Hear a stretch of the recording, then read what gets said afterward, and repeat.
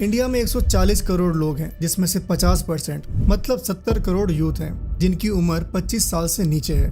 अब इन 70 करोड़ में से 1 करोड़ बच्चे क्रिकेटर बनना चाहते हैं। इसको और नैरो डाउन करें तो इंडिया में एक वक्त पे 50 लाख बच्चे प्रोफेशनली क्रिकेट खेल रहे होते हैं। वो 50 लाख बच्चे कितने सीट्स के लिए फाइट कर रहे हैं? सिर्फ 11, ज्यादा से ज्यादा 16। उसको हासिल करने की प्रोबेबिलिटी क्या है? 16 by 50 lakh into 100 which comes to 0.00032, ना के बराबर। तो भाइयों, आज जो भी सक्सेसफुल क्रिकेटर हुए हैं उन्होंने ऐसा क्या किया जो वो उस प्लेइंग 11 का हिस्सा बन पाए? उस 1 करोड़ बच्चों में एक नाम रोहित शर्मा का भी था। शुरुआत में किसी को पता नहीं होता कि आप देश के लिए खेलने वाले हो। जब आप छोटे उम्र के होते हो तो आप खेलते रहते हो गलियों में, अपने धीरे धीरे मोहल्ले में स्टार बने, फिर स्कूल में गए, स्कूल में खेला अच्छा, फिर उसके बाद एक एक लेवल ऊपर चलते गए। ये कहानी उसी गली में खेलने वाले रोहित शर्मा की है। उनके लाइफ में 11 साल से 20 साल की उम्र में ऐसा क्या हुआ जिसने आज उन्हें पूरे वर्ल्ड क्रिकेट का सुपरस्टार बना दिया?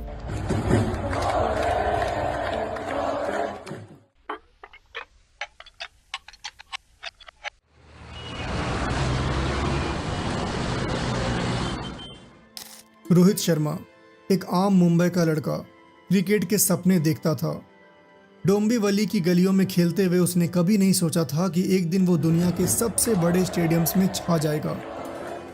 रोहित में टैलेंट तो बहुत है, लेकिन कोचिंग फीस का क्या करेंगे? हम सब मिलकर कुछ पैसे इकट्ठे करते हैं। सपने देखने के लिए मदद ज़रूरी है। रोहित के अंकल्स ने मिलकर उसके कोचिंग फीस के लिए 50-50 रुपये इकट्ठा किया। कोचिंग की फीस 800 रुपये थी, तो उन अंकल्स ने अपने दोस्तों से पैसे उधार लेकर रोहित का एडमिशन पास के क्रिकेट एकेडमी में करवा दिया। यहाँ से शुरू हुआ रोहित का सफर। गर्मियों का मौसम था। उस वक्त रोहित 7th क्लास में थे। बोरीवली के महाराष्ट्र हाउसिंग बोर्ड के ग्राउंड पर अंडर 12 स्कूल टीम का एक मैच चल रहा था। Rohit Borivali sports and cultural association की तरफ से खेल रहे थे। अपोनेंट में स्वामी विवेकानंद इंटरनेशनल स्कूल गोराई की टीम थी। बोरीवली स्पोर्ट्स की टीम ने 10 ओवर में 70 रन मारा। अब स्वामी विवेकानंद के बैटर्स उस टारगेट को चेज करने आए। विकेट के पीछे खड़े स्वामी विवेकानंद टीम के कोच ने एक लड़के की बॉलिंग देखी। उसने अपने 2 ओवर के कोटा में इतने प्यारे एक्शन से गेंदबाजी की कि वो कोच इंप्रेस हो गए।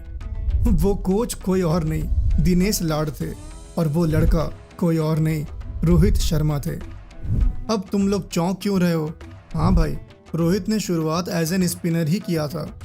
लाड साहब ने रोहित को अपने स्कूल टीम की तरफ से खेलने को कहा। रोहित को कुछ समझ नहीं आया तो लाड सर ने उन्हें अपने पेरेंट्स को बुलाने को कहा। रोहित ने कहा, सर हम लोग डोंबिवली में रहते हैं, मैं अपने अंकल रवि शर्मा के साथ रहता हूँ। इत्तेफाक से रवि शर्मा ग्राउंड पर ही थे, तो लाड सर ने रवि से इस ऑफर की बात की। रवि ने कहा, सर मैं सोच के बताता हूँ। 3 दिन बाद रोहित अपने अंकल रवि के साथ स्वामी विवेकानंद स्कूल गोराई गए। बट जब वहां उनको फीस के बारे में पता चला तो उन दोनों की सारी एक्साइटमेंट उड़ गई। वहां की फीस 275 रुपये पर मंथ थी। रवि ने कहा, सर जैसे तैसे करके 800 रुपये जमा किया और रोहित का अकेडमी में एडमिशन करवाया। अब और 275 रुपये कहाँ से लाएंगे? इस पर लाड सर ने उनसे कहा, रुको देखते हैं हम क्या कर सकते हैं। लाड सर डायरेक्टर के केबिन गए और उनसे रोहित के टैलेंट की बात की और पूछा, सर क्या हम रोहित को फ्रीशिप दे सकते हैं? लड़के में टैलेंट है, ये बहुत आगे तक जाएगा। योगेश पटेल स्कूल के डायरेक्टर फ्रीशिप के लिए मान गए। रोहित पहले स्टूडेंट थे जिन्हें स्वामी विवेकानंद इंटरनेशनल स्कूल से फ्रीशिप मिला था, पर अब हर साल 10-15 बच्चों को ये फ्रीशिप मिलता है। यहाँ पर कुछ बातें हैं जो अगर हम पीछे मुड़कर देखें तो उन सवाल के जवाब नहीं मिलते हैं। क्या होता अगर रोहित के अंकल्स उनका एडमिशन क्रिकेट एकेडमी में नहीं करवाते? क्या होता अगर दिनेश लाड उस 10 ओवर के रनचेज के दरमियान अपनी वाइफ को मछली खरीदा रहे होते? क्या होता अगर योगेश पटेल रोहित को फ्रीशिप नहीं देते? इसका जवाब आप लोग कमेंट्स में लिखिए। तब तक रोहित के सफर की ट्रेन को हरी झंडी दिखाते हैं। साल के एंड में नवंबर में रोहित ने अपना क्रिकेट का एजुकेशन शुरू किया। उस साल वो सिर्फ जूनियर स्कूल टीम की जायल्स शील्ड टूर्नामेंट ही खेल सके, जिसमें रोहित ने as an off break bowler खेला जो 7वें-8वें नंबर पर बैटिंग करता हो। टीम तीसरे राउंड में हार गई। अब ये वो साल था जहां से रोहित द बैट्समैन की जर्नी शुरू हुई। स्कूल क्रिकेट के फील्ड पर एक कोने में रोहित बैटिंग की शैडो प्रैक्टिस कर रहे थे। लाड सर जब ग्राउंड पर आए तो उन्होंने देखा जिस तरीके से Rohit full face of the bat दिखा रहे थे उन्होंने तुरंत रोहित को नेट्स में बुलाया और खुद बॉल डालने लगे। And at that moment lord sir knew he found it, Rohit's batting potential. Lord sir, जो रामाकांत आचरेकर जैसे स्ट्रिक्ट डिसिप्लिन कोच थे, उन्होंने कभी किसी को ट्रेनिंग में लेट आने नहीं दिया, पर उन अर्ली डेज में रोहित कभी कभी लेट आया करते थे। एक दिन लॉर्ड सर ने उनसे पूछा, क्यों रोहित, तुम लेट क्यों आते हो? ये ठीक बात नहीं है, डिसिप्लिन में रहो। तब रोहित का जवाब सुनकर वो चुप हो गए। रोहित ने लॉर्ड सर को बताया, सर क्या करूं, टीवी बंद होने के बाद ही सो सकता हूं। रोहित को 2 रूम के फ्लैट में 3 मामा और दादी के साथ रहना पड़ता था। रोहित हॉल में सोता था, इसीलिए उसे टीवी बंद होने का वेट करना पड़ता था। लॉर्ड सर ने उस दिन से रोहित को बैटिंग ऑर्डर में प्रमोट करना शुरू किया, नेट्स में ज्यादा टाइम दिया और मैचेस में नंबर 4 पर बैटिंग करने का मौका दिया। अगले सीजन में रोहित अंडर 16 हैरिस शील्ड और जाइल्स शील्ड टीम में खेल रहा था। रोहित खुशी से झूम उठा था और उसकी खुशी उसके चेहरे पर साफ दिख रही थी। पहले गेम में जब रोहित जाइल्स शील्ड में ओपनर बना तो उसने शानदार सेंचुरी मारी। ये रोहित का पहला बड़ा परफॉर्मेंस था जो सबके लिए एक सरप्राइज था। जल्द ही रोहित को हैरिस शील्ड में नंबर 4 पर बैटिंग करने का मौका मिला। 45 ओवर के मैचेस में वो 18-20 ओवर्स तक बॉलिंग भी करता था। तब ओवर लिमिट नहीं थी। लॉर्ड सर कहते हैं लगभग हर दूसरे गेम में रोहित सेंचुरी मार देता था, पर वो अक्सर कंप्लेन करता था, सर थक जाता हूँ। Rohit just being Rohit. उस वक्त स्कूल के पास सिर्फ सीमेंट विकेट थी। सबसे बड़ी बात यह थी कि रोहित ने अपनी बैटिंग सीमेंट विकेट पर डेवलप की। कंक्रीट पर खेलते हुए उसने सीधा खेलना सीखा। बॉल वहां मूव तो नहीं करती थी, पर फास्ट आती थी। बाउंस भी अच्छा था, इसीलिए रोहित ने उससे नेगोशिएट करना भी सीख लिया। और जो आज तुम लोग ये सेक्सी पुल शॉट देखते हो ना, ये उसी प्रैक्टिस का नतीजा है। रोहित का मुंबई टीम के लिए पहला सिलेक्शन तब हुआ जब जूनियर सेलेक्टर संजय पाटिल और शंकर मौर्य ने उन्हें सामना ट्रॉफी के लिए सेलेक्ट किया। ये एक state level inter region tournament था जिसमें पुणे, नासिक, नागपुर और मुंबई की 2 टीम्स शामिल थी। उन्होंने रोहित को मेन टीम में जगह दी, लेकिन ये शुरुआत थी एक फ्रस्ट्रेटिंग एक्सपीरियंस की। जब प्लेइंग 11 का टाइम आया तो कोचेज ने रोहित को नजरअंदाज कर दिया। टूर्नामेंट पुणे में था और लॉर्ड सर और रोहित सब लोग एक्साइटेड थे, पर अफसोस रोहित को एक भी गेम नहीं मिला। स्ट्रगल यहीं खत्म नहीं हुआ। अंडर 16 सिलेक्शन ट्रायल मैचेस में भी रोहित को खेलने का मौका नहीं मिला। रास्ते बंद दिख रहे थे। लेकिन किस्मत कभी कभी अजब खेल खेलती है। उस साल क्रिकेट बोर्ड ने टूर्नामेंट को अंडर 17 में कन्वर्ट कर दिया। अगले सीजन में रोहित को तीसरे मैच तक वेट करना पड़ा, पर जब चांस मिला तो उसने हाफ सेंचुरी मारी और फाइनल लीग गेम में सेंचुरी मार दी। सेमीफाइनल और फाइनल में 70 ऑड रन्स बनाकर player of the tournament award जीत लिया। ये उनके मुंबई करियर की शुरुआत थी। जल्द ही रोहित मुंबई अंडर 17 टीम में आ गए। मुंबई अंडर 17 में आ गए, पर इस वीडियो के शुरू में मैंने आपसे कहा था कि उन 50 लाख बच्चों की भीड़ से क्या अलग वो 16 प्लेयर्स करते हैं जो उन्हें उस प्लेइंग 11 में खेलने का चांस देता है। तो उसके लिए ये कहानी सुनिए, रोहित शर्मा की जुबानी। रोहित शर्मा बताते हैं, मुझे आज भी याद है जब मैंने पहली बार वासु सर से मुलाकात की। वानखेड़े स्टेडियम में एक अंडर 17 कैंप चल रहा था, जहां 30 प्रोबेबल्स में से सिर्फ 15 को टीम में सेलेक्ट होना था। मुंबई क्रिकेट में अपनी जगह बनाने की कोशिश करते हुए मेरा फोकस सिर्फ अपनी ट्रायल पर था, न कि उन लोगों पर जो मुझे देख रहे थे। मुझे पता था कि वो सब रिस्पेक्टेड कोचेज हैं, खासकर वासु सर, लेकिन उनका क्रिकेटिंग बैकग्राउंड मुझे नहीं पता था। थोड़ी देर बाद मैंने देखा वासु सर प्रवीण आमरे से बात कर रहे थे, जो जूनियर सिलेक्शन कमेटी के चेयरमैन थे।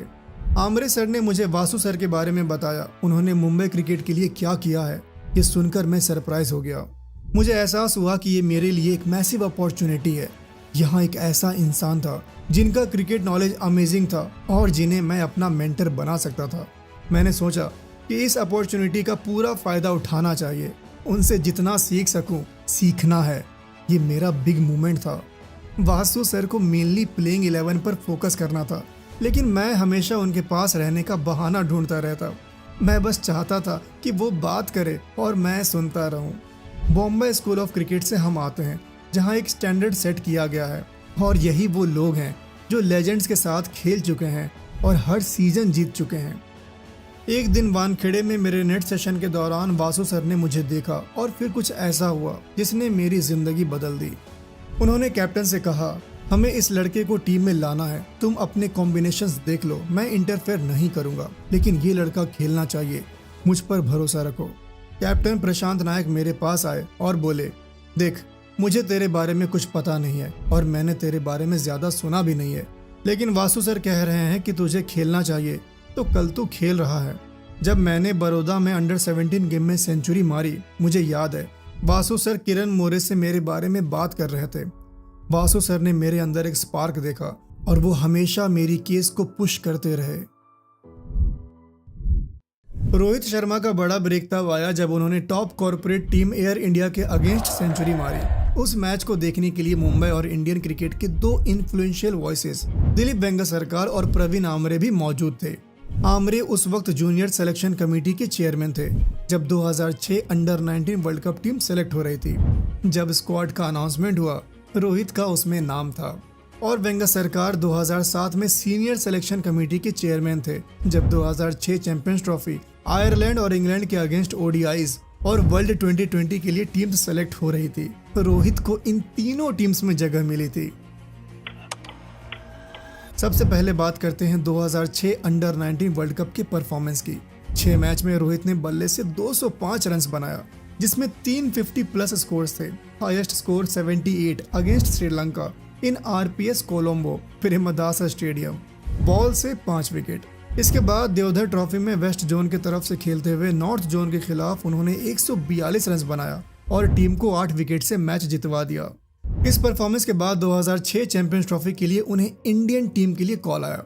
वो सपना जो 11 साल के लड़के ने डोंबिवली के उस गली में देखा था, आज वो सपना पूरा होने जा रहा था। चैंपियंस ट्रॉफी शुरू होने से पहले न्यूजीलैंड ए के खिलाफ भी रोहित का शानदार परफॉर्मेंस था। इस अर्धशतकीय पारी से उम्मीद और बढ़ गई थी कि 3 दिन बाद 15 अक्टूबर 2006 से शुरू होने वाले चैंपियंस ट्रॉफी में शायद रोहित शर्मा को प्लेइंग 11 में मौका मिल जाए। पर शुरुआती दिनों की तरह रोहित को यहाँ भी एक लंबा इंतजार करना था। चैंपियंस ट्रॉफी में रोहित को मौका नहीं मिला और बिना किसी परफॉर्मेंस के साउथ अफ्रीका के खिलाफ ओडीआईज के लिए उन्हें टीम से ड्रॉप कर दिया। देखो, किसी भी प्लेयर के साथ करियर के शुरू में ऐसा ही होता है, ये कोई नई बात नहीं है। लेकिन रोहित शर्मा परफॉर्म करते रहे। उन्हें एक बात समझ में आ गया था कि आपका रन्स आपकी दलील पेश करेगा। साल खत्म होते होते उन्होंने वापस से अपनी दलील पेश की। 25 दिसंबर 2006 को गुजरात के खिलाफ रणजी ट्रॉफी मैच में उन्होंने दोहरा शतक जड़ दिया। 2006-07 रणजी ट्रॉफी के एंड होते होते रोहित ने 8 मैच में 531 रन मारा with an average of 48.27। Rohit domestic level पर लगातार अच्छा परफॉर्म करते रहे, जिसके बाद उन्हें 26 मई 2007 को बीसीसीआई द्वारा ऑर्गेनाइज किए गए ट्रेनिंग कैंप्स के लिए बुलावा आता है। इंडियन बोर्ड 14 बॉलर्स और 15 बैट्समैन को सेपरेट कंडीशनिंग कैंप्स के लिए बुला रही थी, जिससे वो आयरलैंड और इंग्लैंड के टूर के लिए टीम सेलेक्ट कर सके। और उस टीम में रोहित का नाम था। रोहित यूके के फ्लाइट पे जाने के लिए बहुत एक्साइटेड थे, लेकिन जैसे उनके अर्ली डेज थे वैसे ही ये भी एक लॉन्ग फ्रस्ट्रेटिंग वेट थी। पहले 12 ओडीआईज में उन्हें सिर्फ 2 गेम्स में प्लेइंग टाइम मिला और पहले मैच में बैटिंग का मौका ही नहीं मिला। रोहित ने हरारे में इंडिया ए की तरफ से खेलते हुए जिम्बाब्वे ए के खिलाफ 65 रन की पारी खेली। इन सब के बीच रोहित का नाम 2007 वर्ल्ड T20 के टीम में था। उन दिनों रोहित अपने कोच लार्ड सर को रेगुलरली फोन करते थे। लार्ड सर को एक कन्वर्सेशन विविडली याद है जब रोहित ने साउथ अफ्रीका से वर्ल्ड T20 के दौरान फोन किया। जब उन्होंने पूछा कैसा चल रहा है, उसने कहा पक गया हूँ सर, एक भी मैच नहीं खेला। लार्ड सर ने उसे समझाया, क्या तू गली क्रिकेट खेल रहा है? ये सोच कि तू इंडियन टीम के साथ है, ये भी बड़ी बात है। जब चांस मिले कुछ कर दिखाना। रोहित ने कॉन्फिडेंट होकर कहा, सर नाम करूंगा। वो कॉन्फिडेंस उनका सबसे बड़ा एसेट था। और फिर वो मोमेंट आया क्रंच गेम में साउथ अफ्रीका के अगेंस्ट डरबन में। पहले कुछ बॉल्स में लग रहा था जैसे बॉल बैट को ठीक से हिट नहीं कर रही हो, पर फिर रोहित ने अपना कॉन्फिडेंस पाया और एक शानदार छक्के के साथ अपनी हाफ सेंचुरी कंप्लीट की। उसके बाद रोहित ने एक ब्रिलियंट रन आउट करके सबको इंप्रेस कर दिया और फाइनल में पाकिस्तान के अगेंस्ट रोहित ने सिर्फ 16 बॉल्स में अनबीटेन 30 रन बनाया और इंडिया उस साल की वर्ल्ड चैंपियन बनी। रोहित अब 20 साल के हो चुके थे। रोहित का ये परफॉर्मेंस सबको ये बताने के लिए काफ़ी था कि रोहित शर्मा क्रिकेट वर्ल्ड में आ चुका है। ये वो डिफाइनिंग मोमेंट था जो रोहित को एक राइजिंग स्टार से एक एस्टैब्लिश क्रिकेटर बनाता है। हर इनिंग्स, हर परफॉर्मेंस के साथ रोहित ने अपने टैलेंट और डेडिकेशन से सबको दिखाया कि उनकी कहानी सिर्फ शुरू हुई है और आगे अभी और भी माइलस्टोन्स अचीव करने हैं। तो ये थी रोहित की कहानी। तो ऐसा क्या था जो रोहित को बाकी 50 लाख बच्चे से अलग करता था? वो था ये पल जो हमने MS धोनी मूवी में भी देखा। कोई ट्रायल्स या इम्पोर्टेंट मैचेस हो और अगर आपको पता है कि वहाँ पर सीनियर लेवल का कोई मेंबर है तो उस मौके को दोनों हाथों से लपकना होता है।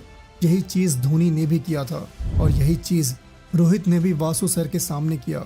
ये बस एक पॉइंट है, बाकी आपको कंसिस्टेंटली इतने रन्स बनाने हैं कि सेलेक्टर्स चाह कर भी आपको नज़रअंदाज ना कर सके। रोहित शर्मा का एलिवेशन वनडे टीम में एक नेचुरल प्रोग्रेशन था, लेकिन टॉप पर रहना इतना आसान नहीं था।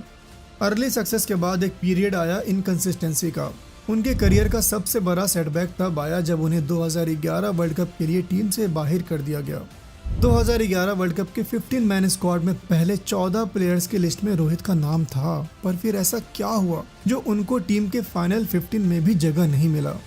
अगर आपको इसकी डिटेल्ड कहानी जाननी है तो नीचे कमेंट में बताइए। ये इंसिडेंट उन्हें अंदर तक हिला गया। ये उनके करियर का टर्निंग पॉइंट था और इसने उन्हें बहुत फोकस्ड बना दिया।